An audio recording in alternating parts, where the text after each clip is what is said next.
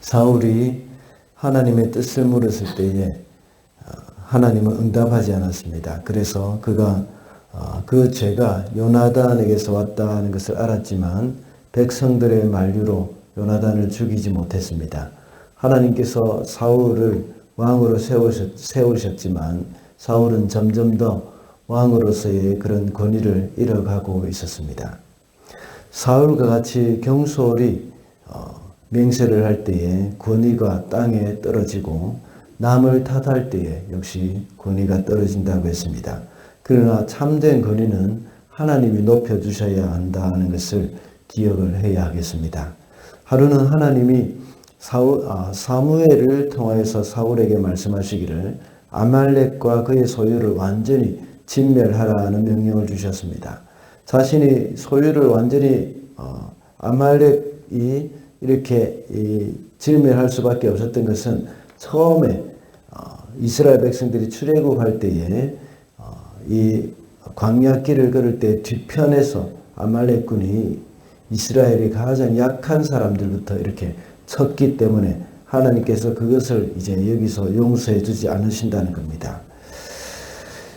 지금 처음에 이 이스라엘 백성들이 이렇게 하나님 앞에 아말렉 군사들이 이렇게 범죄한 것에 대해서 하나님은 그 책임을 물으신 것입니다. 이제 사울이 자신이 직접 제사를 지냄으로 범죄한 사울에게 다시 하나님께서 기회를 주신 것입니다. 사울은 군사들을 모아서 아말렉을 쳐부쉈지만 아각과 가축은 살려두었습니다. 온전한 순종이 아니었던 것이죠. 이렇게 해서 사울은 하나님이 주신 기회를 불순종으로 날려버린 것입니다. 그래서 오늘은 하나님이 기회를 주실 때라는 제목으로 말씀을 살펴보겠습니다. 첫째로 하나님이 기회를 주실 때 말씀을 귀담아 들어야 합니다. 1절입니다. 사무엘이 사울에게 말하였다. 주님께서 나를 보내셔서 임금님에게 기름을 부어 주님의 백성 이스라엘을 다스릴 왕으로 세우게 하셨습니다. 이제 주님께서 하시는 말씀을 들으시기 바랍니다. 하나님의 말씀이 사무엘에게 임하셨을 때에 사무엘이 사울에게 가서 한 말입니다. 주님께서 하시는 말씀을 들으시기 바랍니다. 라고 기록되어 있습니다.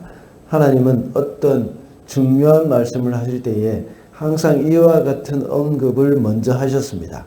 그래서 성경 곳곳에 보면 나 주 여호와가 말하노라 라는 말씀을 하시곤 했습니다. 그리고 예수님께서도 역시 중요한 말씀을 하실 때에 듣는 사람들의 주의를 환기시키기 위해서 진실로 너희에게 이르노니 라는 말을 하셨습니다. 이번에도 역시 사무엘이 사울에게 말을 할 때도 사울의 주의를 환기시키기 위해서 말을 하고 있는 것입니다. 다시 말하자면 하나님의 말씀을 귀담아 잘 들으라 하는 그런 말씀입니다. 처음에 사울이 자기가 직접 제사를 드린 후에 이렇게 다시 하나님의 말씀이 사울에게 임한 것입니다. 성경학자들의 말에 의하면 최소한 20년에서 23년 정도가 지난 후라고 추정을 하고 있습니다.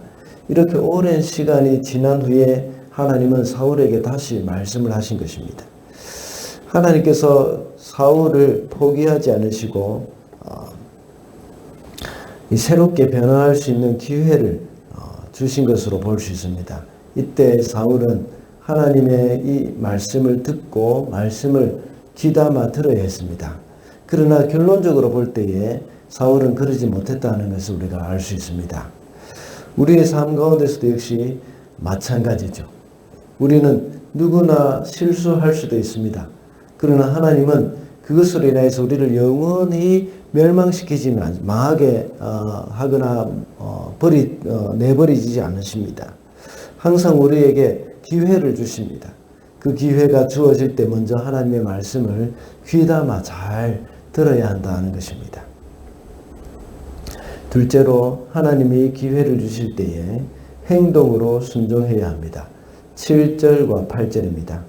그런 다음에 사울은 하윌라에서부터 이집트의 동쪽에 있는 수르 지역에 이르기까지 아말렉 사람을 쳤다. 아말렉 왕 아각은 사로잡았고 나머지 백성은 모조리 칼로 쳐서 없애버렸다. 사무엘을 통한 하나님의 말씀을 들은 사울은 순종을 하는 듯 했습니다. 그래서 군사를 모으고 아말렉 사람들을 쳤다고 말씀하고 있습니다. 사울이 하나님의 명령을 쫓아서 아말렉 족속이 거주하고 있는 그 전 지역을 이제 초토화시킨 것입니다. 즉 사울의 완전한 군사적 승리를 묘사한 것이라고 볼 수가 있죠. 그래서 아각을 포로로 사로잡고 나머지 아말렉 백성을 모두 칼로 쳐 죽였다고 말씀하고 있습니다. 사울도 물론 하나님의 말씀을 듣고 행동으로 옮기고 있지만 아각을 죽이지 않고 포로로 잡은 것을 볼 때에 온전한 순종은 아니었다는 것을 알 수가 있습니다. 그리고 1절에서 말하는 들으시기 바랍니다 라는 말은 단순하게 귀로만 듣는다는 의미가 아닙니다. 순종하여 행동으로 옮겨라는 그런 의미죠.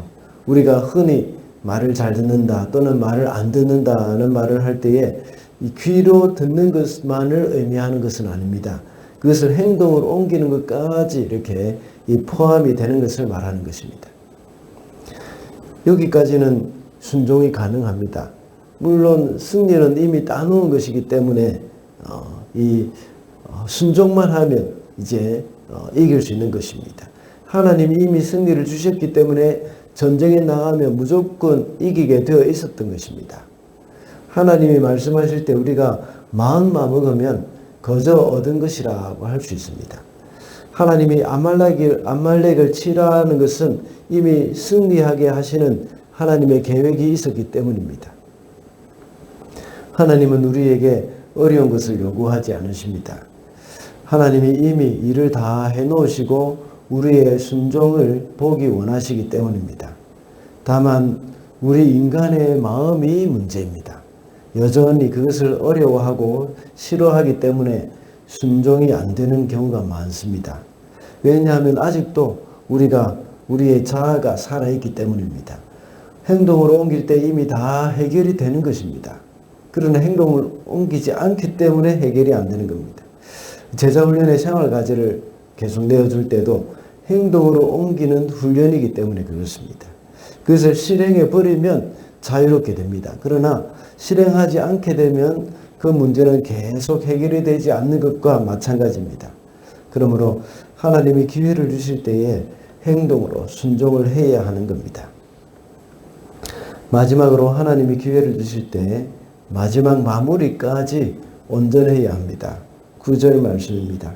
그러나 사울과 그의 군대는 아각뿐만 아니라 양떼와 소떼 가운데서도 가장 좋은 것들과 가장 기름진 것들과 어린 양들과 좋은 것들은 무엇이든지 모두 아깝게 여겨 진멸하지 않고 다만 쓸모없고 값없는 것들만 골라서 진멸하였다. 하나님이 이렇게 큰 승리를 주셨습니다. 그런데 그 마무리가 썩 그렇게 시원하지 못합니다. 사울은 완전히 아말렉을 멸망시켜 버렸어야 합니다. 그런데 그래야 온전한 그 순종이 될 수 있는 것인데 그렇게 하지 못했던 겁니다. 그러나 사울은 아말렉 왕인 아각을 살려두었고 가장 기름진 짐승들과 어린 양들 그리고 좋은 것들은 다 남겨놓았습니다. 그리고 값어치가 없는 것들만 다 죽였습니다. 이렇게 이 마지막 마무리를 제대로 하지 않은 것은 임무를 완수한 것이 아닙니다. 왜냐하면 이 아각의 후예가 나중에 에스더에서 나옵니다. 에스더서에 보면 하만이 등장하게 됩니다. 이 하만을 가리켜 소개하기를 아각 자손 이 함무다다의 아들이라고 하만을 소개합니다.